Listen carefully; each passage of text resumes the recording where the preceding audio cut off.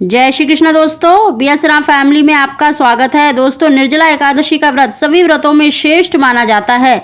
एक निर्जला एकादशी और पुत्रदा एकादशी ऐसी एकादशी हैं, अगर इस एकादशी में आप कोई भी मनोकामना रखते हैं तो निश्चित ही आपकी मनोकामना पूरी होती है, अगर सच्चे मन से किया जाए तो। दोस्तों, निर्जला एकादशी के दिन किया जाने वाला एक ऐसा गुप्त उपाय हम आपको बता रहे हैं, आपको निश्चित ही संतान की प्राप्ति होगी, शीघ्र संतान प्राप्ति के योग बनेंगे।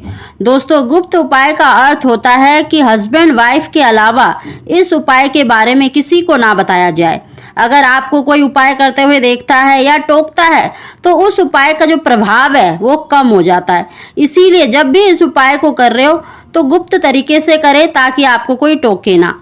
दोस्तों, उसकी जानकारी देने से पहले अगर अभी तक आपने मेरा चैनल सब्सक्राइब नहीं किया तो सब्सक्राइब अवश्य ही कर ले, बगल में बेल आइकन को दबा दें, जिससे मेरी आने वाली सभी वीडियो का नोटिफिकेशन सबसे पहले आप तक पहुंच सके। दोस्तों, निर्जला एकादशी के दिन लट्टू गोपाल जी को, अगर आपके घर में लट्टू गोपाल जी हैं तो उन्हें पंचामृत से अवश्य स्नान कराएं। नहीं तो आप फोटो पर भी शुद्ध जल के छींटे लगा सकते हैं, उसमें तुलसी दल अवश्य डालना चाहिए। श्री हरि भगवान का पूजन करना चाहिए, भगवान कृष्ण का पूजन करना चाहिए। उनको पीला चंदन, पीले फूल अवश्य अर्पित करें और साथ ही ऋतु के अनुसार फल भी अवश्य अर्पित करना चाहिए। दोस्तों, संतान प्राप्ति के लिए जो पिछली वीडियो में मैंने उपाय बताया है वो आपको अवश्य चढ़ाना चाहिए।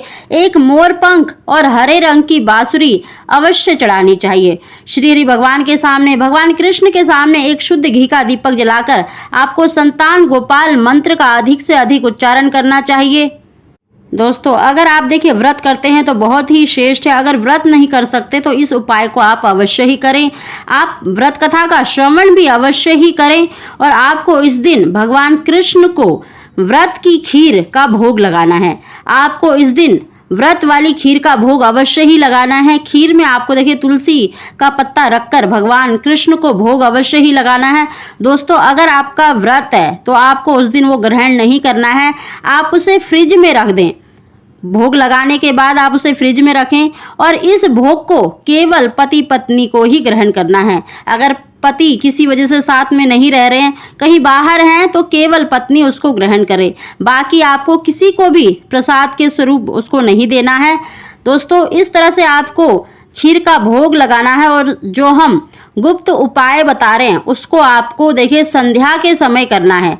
ऐसे समय पर करना है जब सूर्यास्त हो जाता है, उसके बाद ही करना है। आप रात के समय भी कर सकते हैं।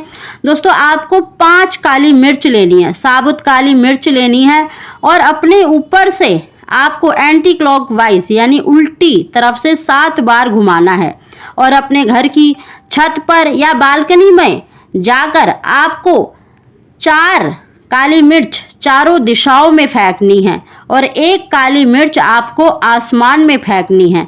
दोस्तों, दूसरे दिन अगर या रात में ही फेंकने के बाद कुछ देर बाद, और दोस्तों इस दिन आपको देखिए पीपल पर भी दीपक अवश्य ही जलाना है।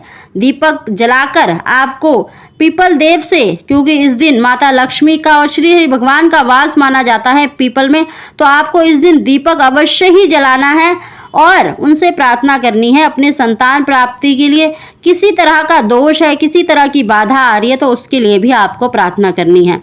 दोस्तों, जो आपने काली मिर्च फेंकी हैं चारों दिशाओं में और ऊपर, अगर आपको दूसरे दिन या उसी दिन रात में 1-2 घंटे के बाद आपको देखना है, जब आप इस उपाय को कर रहे हो तो ध्यान रहे कि कोई आपको टोके ना, कोई आपको देखे ना, क्योंकि अगर कोई देखेगा तो आपको टोकेगा अवश्य कि आप क्या कर रही हैं, तो फिर उस उपाय का प्रभाव कम हो जाता है। इसलिए ऐसे समय पर करें जब आपको कोई देख ना रहा हो और सूर्यास्त के बाद कभी भी इस उपाय को कर सकते हैं।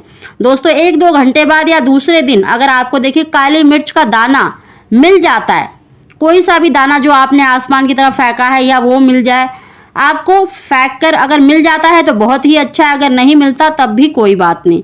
दोस्तों, अगर मिल जाता है ना तो उसको आपको देखिए तुलसी की मिट्टी में उसको दबा देना है, आपको शीघ्र ही संतान की प्राप्ति अवश्य ही होगी।